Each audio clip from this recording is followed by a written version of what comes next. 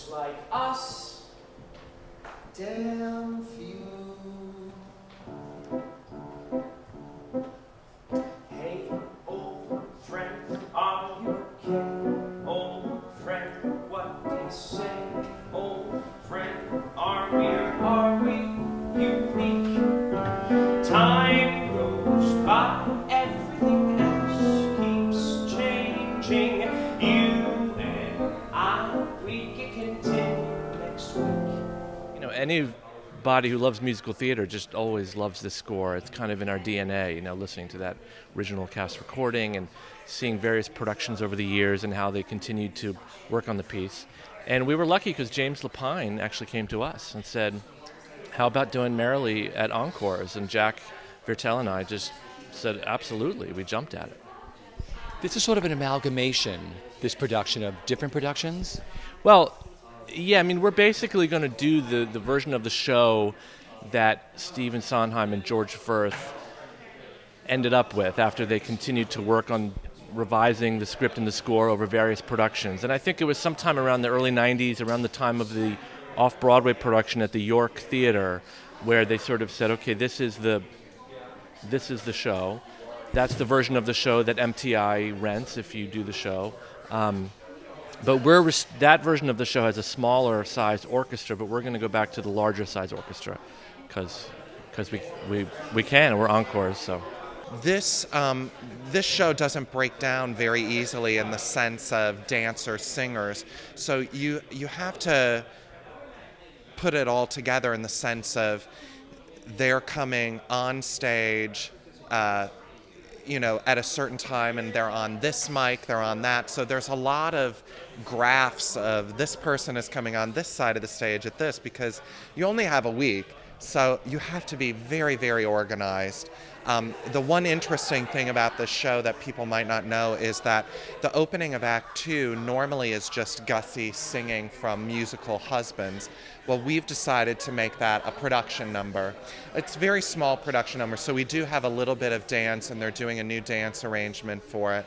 So that'll give, a nice little lift to the opening of Act 2. Most friends fade, or they don't make the grade. New ones are quickly made, and in a pinch they'll do. But us old friends, what's to discuss, old friend? Here's to us, who's like us, damn. I'm playing Franklin Shepard, who is a composer and part of a trio of friends. He's a great guy who makes some decisions along the way that his friends don't necessarily agree with. But he's a super talented guy who's trying to move ahead in the world and doing what he always sees as best. Talk about this score. It's one of Sondheim's best. It really is. When we got in on Wednesday morning and we sat down, the first thing that we did was sing Our Time. And it was the first time that I had heard it with Lin-Manuel and Celia and the three of us together. And it's hard to get through the song without this just sense of joy. And it's amazing. And to follow that with It's a Hit and Opening Doors and being able to sit and listen to Betsy Wolfe singing Not a Day Goes By in My Face, and then to join her on it later on, it's just song after song is wonderfully written. The score is beautiful. The music itself is beautiful. The lyrics are complicated and brilliant and so full of story that's so fun to act. You're doing another Sondheim show because, of course, you did Company with John Doyle on Broadway. So what is it like working on this show and this beautiful score? Amazing. I have to say, even when I got the audition, because the book is by George Furth, who also wrote the book to Company, and so there was a part of my heart that really, really wanted this more than I've wanted other jobs before. I think there's just something about it that felt really special. So I think, like with any Sondheim show, when you're in the room and you hear someone singing those songs that you have heard so many times, there's a certain thrill of being like, oh my gosh, I'm in the show and that song is being sung. I'm hearing it live. So it's pretty cool. This was a cult show. When this show first opened, it did really bad. I mean, it closed really, really fast. And it had this huge cult following between America and Europe. Why do you think there's such a cult following with Merrily?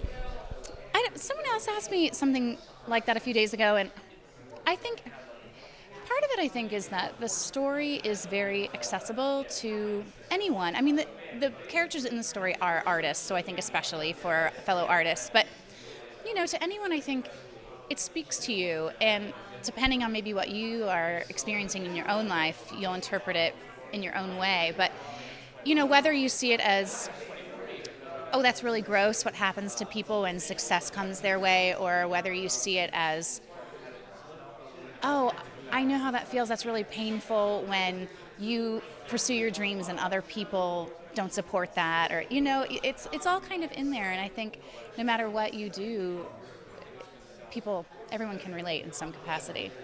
You have quite a history with Stephen Sondheim and with James Lapine, don't you? Well, my Broadway debut was doing Into the Woods. In fact, my first production in New York City was doing Into the Woods. So it's just a fantastic experience to come full circle and come back to working with James and working on this amazing material. So tell me about the role that you're going to play. So I'm playing Joe Josephson. He's a sort of classic New York producer, a real character, a little full of bluster, but he's ultimately a very lovable, very likable character. And in the story, he kind of raises Gussie as sort of a Henry Higgins style into this Broadway star, and then she abandons him, and he's devastated. So when you see him at the beginning of the show, you see him at his worst when he's completely devastated, almost homeless, and you track back in time and see him at his beginning before he was in Gussie's thrall, when he's full of himself and full of energy and vitality. So he's got a very interesting arc. Well, I play Beth, which is Colin Donnell's wife, which is really hard because he's just so unattractive. And I think, it's tricky because because everything's obviously backwards, she comes out, and the first time you really see her is, at the end of their journey where things aren't so good. And they're obviously headed for a divorce. And I think that,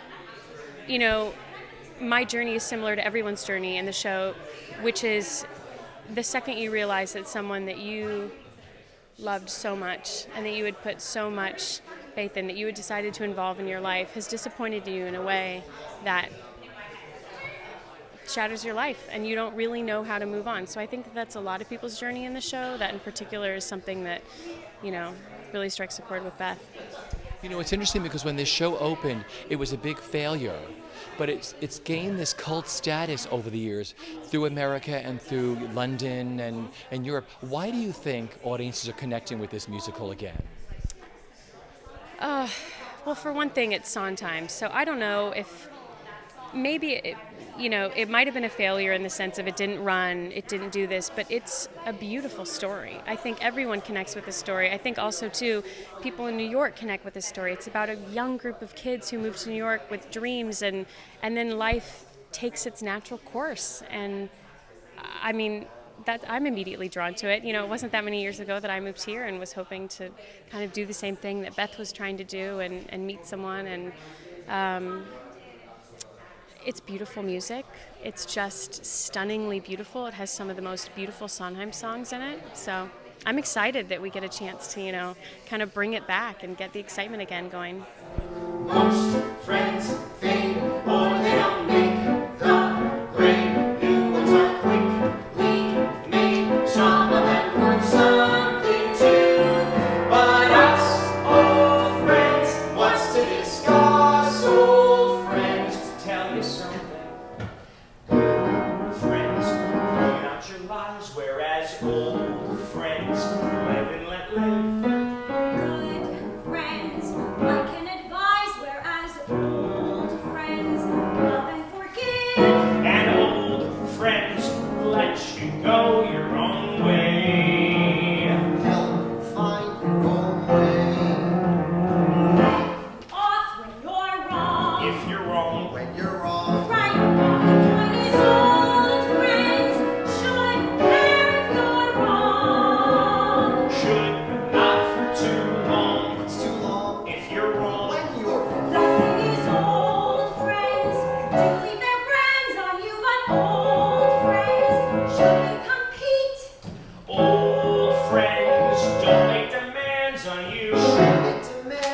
you. Make demands you can't meet. Well, what's the point of demands you can't meet? Well, there's a time for demands, whether you meet them or not.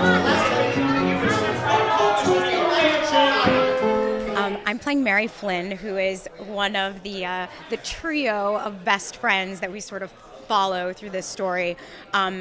She's a novelist. She's sort of the one who is not as musical as the other two, but I think is certainly a cheerleader for the two of them. And I think she's a little less maybe socially comfortable than the guys. She's more interested in just time with them than time out in the world with a lot of other people.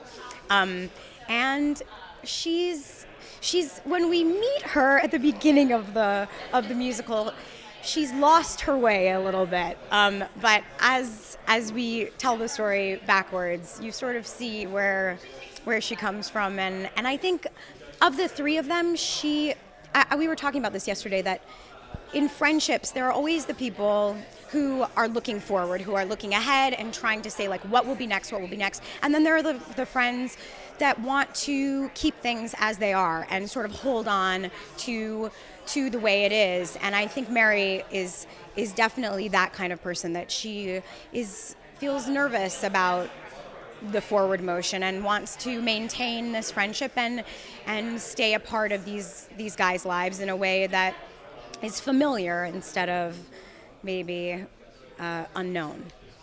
Talk about the beautiful score and the number we're going to hear today.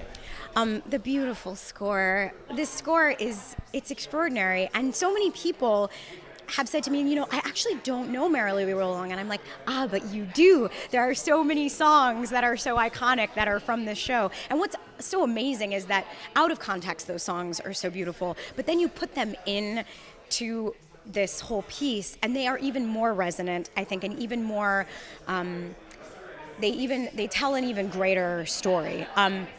And we're going to sing a song today that I think a lot of people know, Old Friends, but that it actually has a few incarnations throughout the musical, and they all have very different, the song falls in different places, so it has a sort of different context, depending on where you are. The one we're doing is post, well, no, it's the storytelling of this is so hard, but but is in still a pretty healthy place for the friendship. Welcome to Encores. Thank you. How does this feel? It feels like being shot out of a cannon in the best way. I mean, it's an incredible creative team, it's an incredible cast, and we have 12 days to get a show up. It's like summer stock. You have a little more time with this show because they've extended the performances for this show. Yes, they have extended the performances, which is really exciting because it means, hopefully by the last show we'll have gotten it right. Because, usually these are a week long, so I'm glad we get a second week. So let's talk about the show itself. What attracted you to want to do Merrily, and talk about the role?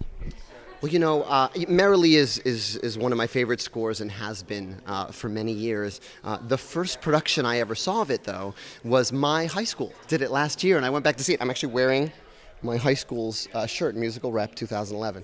And it's just such an incredible show. To have seen that show on my high school stage where I sort of figured out who I was very moving and emotional. And so when I heard Encores was doing it, I said, I wonder who they're going to get to play Charlie.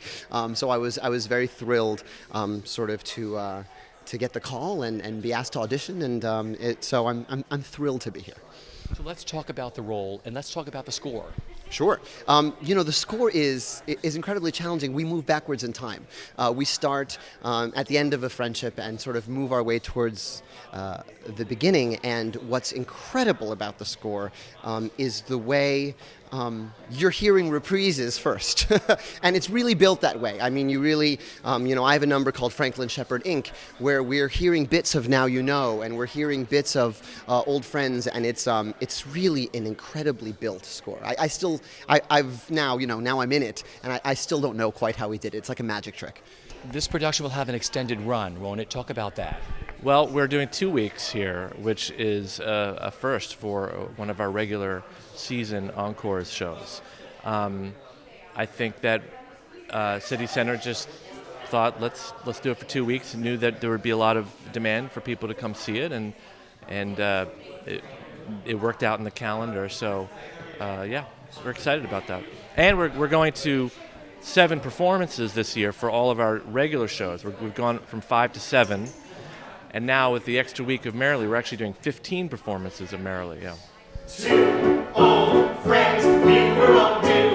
Old friends, gotta have 2 old friends helping you balance along. One upbraids you for your faults and fancies. One persuades you That the other one's wrong.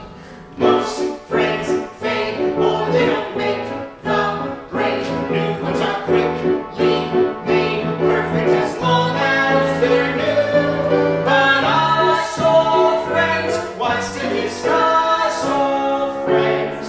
Here's to us, who's like us. Dance